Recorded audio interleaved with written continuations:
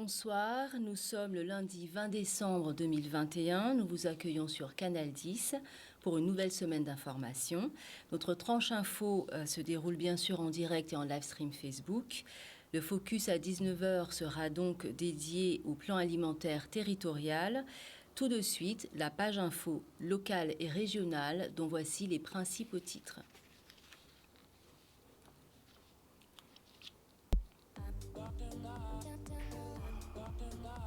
Passe sanitaire, passe vaccinal, 3e dose. En Guadeloupe, la mobilisation ne faiblit pas. À Saint-Claude, l'esprit de Noël s'installe. Il chante en créole, se compte en créole et au son du gros cas.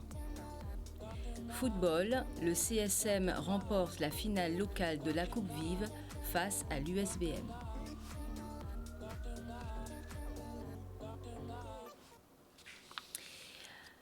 Donc nous voilà pour le développement des titres de l'actualité. Donc alors que le gouvernement dans l'Hexagone délibère encore sur la date d'application du pass vaccinal, dernier amendement des mesures étatiques contre l'épidémie de Covid, en Guadeloupe, la mobilisation des grévistes ne faiblit pas. L'exécutif assume son choix, mettre la pression sur les non-vaccinés. Ici, les syndicats refusent de céder devant une politique qu'ils jugent criminelle et précarisante. Ils se sont rassemblés samedi à Bémao, un sujet de Vianney Valverde.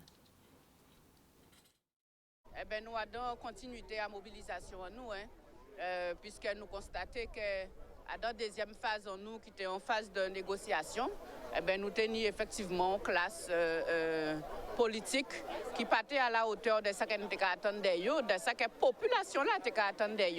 Et au lieu de ciser et dans le premier temps, coûter quand nous tenions à dire, ils ont levé, ils ont parti. Donc de toutes les manières, nous ne sommes pas surpris. Mais nous avons dit comme ça que nous allons continuer la mobilisation là. Nous allons continuer à faire en sorte que de toutes les manières, ils ont constaté que la population a choisi, qu'elle travaillait en la là, que la situation à pays là vraiment très grave et qu'ils n'ont pas ni d'autres choix que de décider et négocier. Nous décidons de rassembler nous ici dans Bémao pour nous continuer le combat nous mener. Ni on insulte à les élus politiques qui imitaient grand chef Ayo, ministre des dernières colonies et gouvernement français. Et nous décidons de continuer l'action plus que jamais. Et nous décidons donc mener le combat nous, qu'on nous a fait depuis juillet.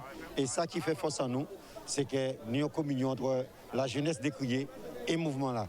La jeunesse décriée, les collectifs et les organisations qui ont composé. Et c'est ça qui est important et fondamental pour nous. De toute façon, ça nous a dit aujourd'hui là, nous avons décidé de réunir le gouvernement là et donc le Parlement pour changer la loi. Mais nous faisons en sorte qu'il n'y ait pas changé, comme nous déjà dit. On a déjà dit le pass vaccinal sont là. Le pass vaccinal, il va être obligé de mettre ça en place. L'obligation vaccinale encore moins. Mais puisqu'il en est ainsi, en nous, boire en bas du fait pour que l'IOP dise qu'en Guadeloupe, en Martinique, du moins là, mon Kagoumé, qu'il n'y ait pas ni vaccin obligatoire à faire. Pas obligé moun à faire ça, il ne veut pas faire. Parce que derrière l'obligation là, mais surtout en volonté, si tous les intérêts des travailleurs, des malheureux et des pauvres en pays là, ça, d'attaquer eux. Donc pour nous éviter ça, la meilleure façon de commencer par là, il faut commencer en bout, qui c'est l'obligation vaccinale. Rappelons que la 3e dose, d'ailleurs, sera obligatoire pour ces mêmes personnels au mois de janvier. Tout de suite au gosier, donc, les 22 conseillers de la CARL se sont rassemblés pour faire la lumière publiquement sur des manquements démocratiques de la présidence et les dysfonctionnements que ces mêmes manquements engendrent dans une démarche légaliste et en application du Code des collectivités.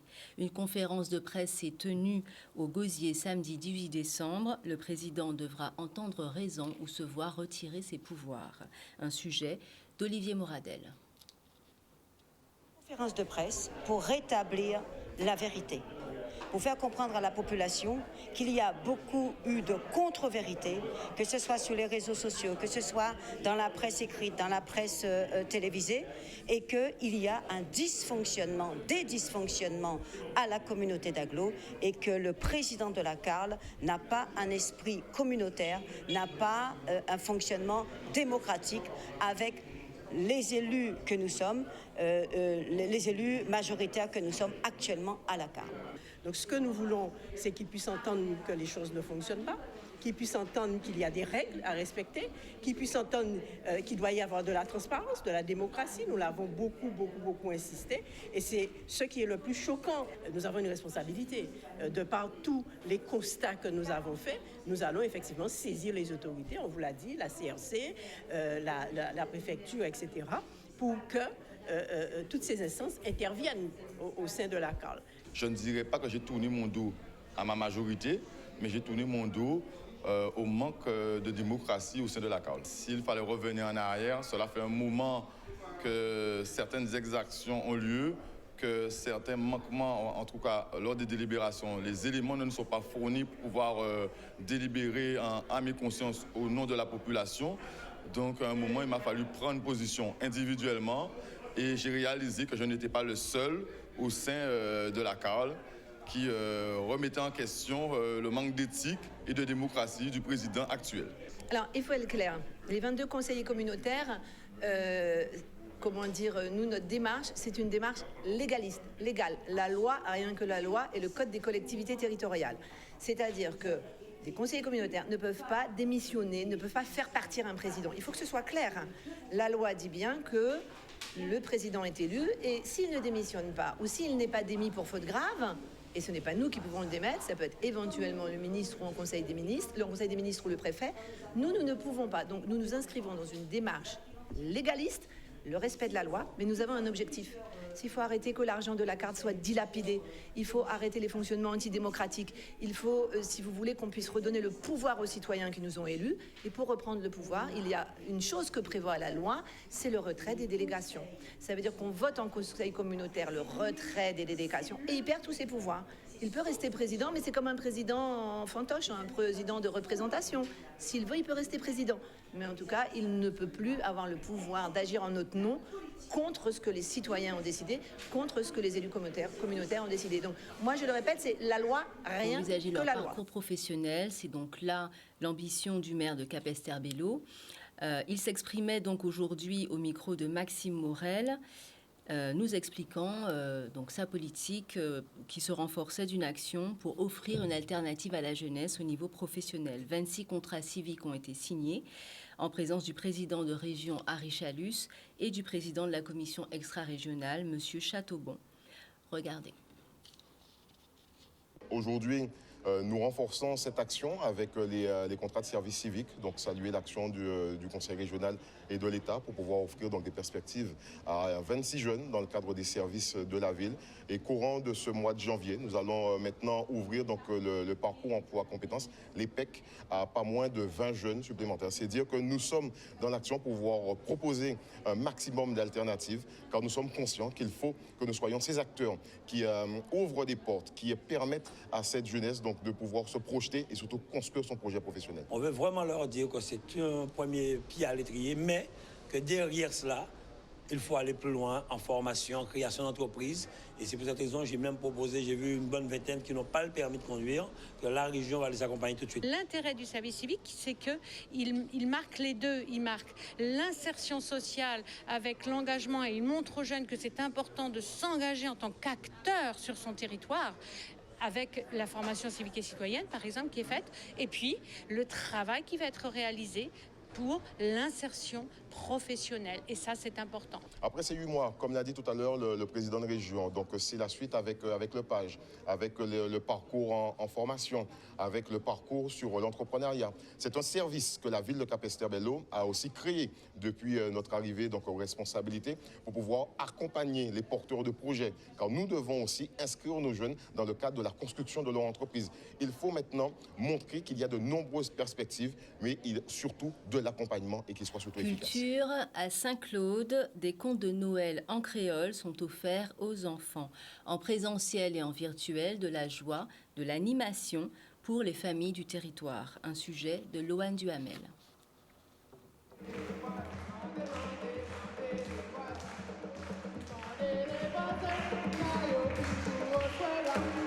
La médiathèque Bernadette à Saint-Pierrot propose donc aux enfants donc des contes de Noël. Donc c'est vrai que c'est une action qui est très appréciée des enfants. Et bon, avec le contexte sanitaire et la crise sociale, c'est vrai que nous sommes dit en plus avec l'obligation du pass sanitaire qu'il allait être compliqué de faire venir trop d'enfants au sein de la médiathèque. Mais nous avons quand même su nous adapter en tout cas et proposer sous un autre format, donc toujours sur les réseaux, mais aussi avoir des enfants de moins de 12 ans qui puissent participer donc à ce conte de Noël en créole. Alors je suis vraiment très attachée aux contes. Ma grand-mère me racontait vraiment beaucoup de contes quand j'étais petite. Et j'ai gardé ça en fait, j'ai gardé ce plaisir d'être assis sur le petit banc et de l'écouter nous raconter l'histoire de Persillette, etc. Et c'est vrai que c'est quelque chose que j'ai envie de transmettre ce bonheur-là. J'ai envie que les enfants aussi, et les grands du coup, aussi puissent le ressentir. Déjà régulièrement, j'essaie de leur lire une histoire le soir, différente. Mais c'est vrai que les contes locaux, il n'y en a pas, enfin je ne connais pas 10 000. Et je me souviens qu'à mon époque, j'avais Benzo comme maître et qui régulièrement le soir, des après-midi, nous racontait des histoires. Et jusqu'à présent, je m'en souviens, donc c'est que ça m'a marqué que c'était bien. La ville de Saint-Claude tient à proposer à toutes les générations donc des animations sur son territoire. C'est vrai que les temps sont durs, la pandémie ne permet pas aux gens de se rencontrer. Donc ça fait vraiment du bien aux enfants comme aux adultes d'ailleurs de pouvoir partager ce type de moments culturels qui sont très positifs, surtout en fin d'année comme ça. Il est important pour la ville de Saint-Claude de donner un peu d'animation et de joie sur son territoire en cette fin d'année qui n'a pas été simple. Oui, bon, mon petit morceau, on peut écouter celle-là. Ah non, Zéona, c'est beau, souhait, pour tout le monde manger. Eh oui, vas-y, un petit morceau. Mais on sort pas voisin Madeleine, oui. Il dit, cochon, sorti, nous voilà pas en moi. Alors, est-ce que tu as aimé? Oui, j'ai aimé. C'est la première fois que tu viens regarder un conte? Oui. Autre rendez-vous, donc en dépit du contexte sanitaire et social, la ville de Bémao organisait samedi 18 décembre son arbre de Noël de la solidarité à la friche industrielle. Madame Polyfonte, maire de la ville, tenait à célébrer la fin de l'année dans le partage avec cet événement qui existe depuis 2004. Elle était au micro de Vianney Valverde. Bien, nous sommes sur le territoire de Bémao, bien sûr. Comme vous l'avez dit, nous sommes à la friche industrielle. Nous avons fait le choix de ces lieux compte tenu des conditions sanitaires. C'est un espace qui est sécurisé et qui permet aux personnes de pouvoir garder les distances. Bien sûr, c'est vrai, quand on est en famille, c'est moins le cas. Mais d'une manière générale, ça permet aux différentes familles de différents quartiers de pouvoir respecter cela. Alors c'est important aujourd'hui parce que vous savez, le mois de décembre est un mois important dans la vie de tous les enfants et particulièrement puisque c'est le mois de Noël. Et donc, comme à l'accoutumée, nous avons voulu recevoir nos enfants des différents quartiers de la ville de Bémao afin de leur offrir un présent et surtout leur souhaiter un joyeux Noël. Des enfants qui ont connu des moments difficiles, bien sûr, puisque confinés à plusieurs reprises, donc une crise sanitaire sans précédent pour eux.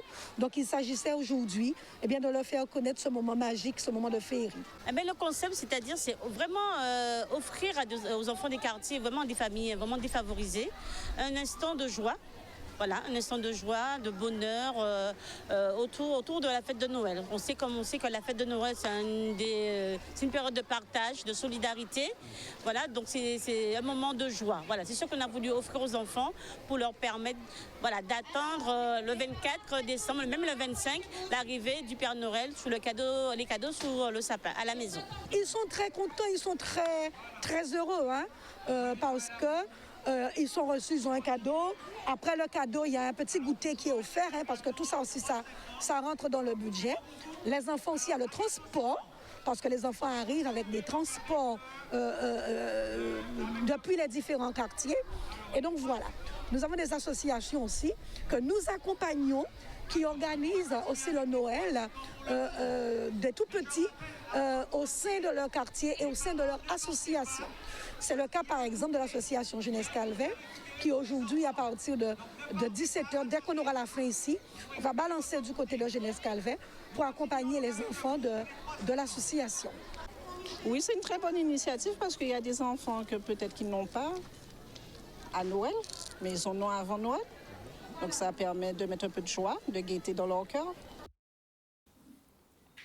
On reste dans la culture et on se retrouve donc au Gosier, à la galerie L'Art sans mêle sur la Riviera. L'artiste Alfredus présentait une série d'œuvres plastiques, originellement du street art et du graffiti. Cette toile semble avoir ravi le public qui s'est déplacé en nombre.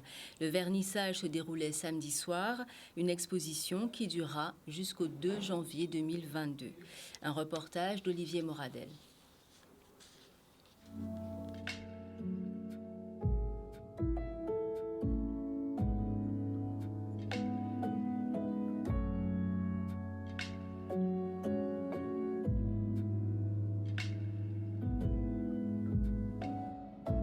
Je suis artiste peintre, issu de l'univers du street art. Voilà, j'ai commencé par peindre dans la rue et lors de mes études à Bordeaux, en école de direction artistique, communication visuelle, j'ai commencé à retranscrire ce que je faisais dans la rue sur de la toile. J'ai réalisé tout au cours de l'année différents sujets, notamment de la photographie, la peinture abstraite que je réalise sous l'influence de la musique et des portraits. Les portraits, c'est des personnages, soit des célébrités qui ont aimanté des regards, soit des portraits de femmes des pays dans lesquels je suis allé, parce que je m'intéresse à la position de ces femmes dans la société, dans ces différents pays, dans ces différentes cultures. En fait, à l'origine, je travaille sur des grandes surfaces, sur des murs, et pouvoir réduire sur des toiles, il fallait quand même que les toiles aient une taille conséquente pour pouvoir travailler à la bombe aérosol. J'utilise aussi la peinture à l'huile et aussi de l'acrylique. Mais la majorité de mon travail se fait à la bombe aérosol. Voilà, c'est à l'origine du street art et de mes débuts dans le graffiti il y a une quinzaine d'années, une vingtaine d'années. Disons que Alfredus m'intéresse parce qu'il sort du graphe. En fait, on sent qu'il y a une dimension graffiti. Moi, j'aime beaucoup le street art, le graffiti. Il y a beaucoup de couleurs, moi j'aime beaucoup. Et c'est très réaliste, en fait, ce qu'il fait. Et en fait, je trouve que c'est une belle reconversion Enfin, c'est même pas une reconversion, c'est une bonne évolution de son art. Et voilà, moi, je trouve ça très, très intéressant. Et je suis venu parce que j'aime bien. Elles sont riches en couleurs et porteuses de joie. Moi, j'aime beaucoup. Alors, il y a deux séries, j'ai l'impression. Il y a ces séries-là avec beaucoup de couleurs et qui font passer des émotions fortes. Et puis les portraits. Je trouve qu'à chaque fois, on a vraiment l'impression d'être en interaction avec la personne qui est représentée dans chaque portrait. Je trouve ça vraiment très fort. Et j'étais saisie par Jacob Desvarieux, en fait, parce qu'on a vraiment limite l'impression que c'est une photo parce qu'on l'a devant nous, Jacob. Et vu qu'il nous a quittés il n'y a pas très longtemps, c'est d'autant plus saisissant. Alors l'expo se déroule à la galerie L'Art sans mêle, sur la route de la Riviera au Gosier. Elle se termine le 3 janvier 2022. Voilà, donc 2 semaines d'exposition. Je serai présent toutes les après-midi pour des permanences, pour rencontrer les visiteurs, expliquer un petit peu mon travail, ma démarche personnelle et mes ambitions pour les prochains mois et mes prochains projets d'exposition. Notamment, j'aimerais faire un voyage au Sénégal, initiatique, aller visiter déjà la Biennale de Dakar. Et puis j'ai d'autres projets avec des galeries à Montréal, entre autres.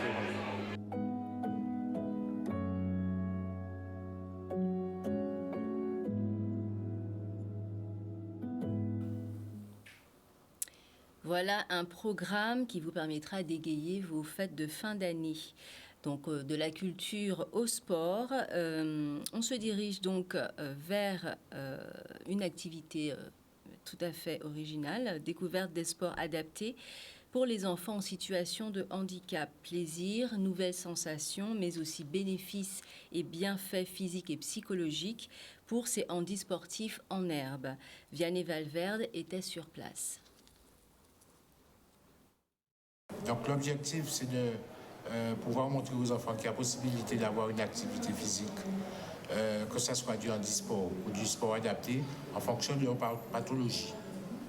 Et aujourd'hui, ils pourront faire la découverte de ces activités et faire une initiation également. Donc nous avons plusieurs ateliers sur place, avec plusieurs activités différentes. Et donc, ceci durant toute la journée de ce samedi. Alors, cette initiative, c'est vrai que la Ligue Handisport, chaque année, dans sa feuille de route, décide de faire une journée handisport. Donc, une journée où c'est ouvert à toutes les activités. Mais là, nous avons également profité de cette journée, aujourd'hui, de mutualiser donc au niveau, avec un partenariat avec le centre, l'unité de médecine, l'unité de médecine du CHU et la délégation régionale du rectorat, enfin, pour pouvoir faire cette manifestation. Déjà, il y a un bénéfice qui est somatique. Bénéfice somatique, c'est sur le corps. Donc physiquement, il y a une amélioration du renforcement musculaire, de la masse osseuse. Donc ça, c'est très important chez ces patients. Il y a une réadaptation cardiovasculaire. Il y a aussi des sensations, de la découverte, un apprentissage moteur, la découverte de sensations qui ne peuvent difficilement parfois ressentir, comme la vitesse, le déplacement.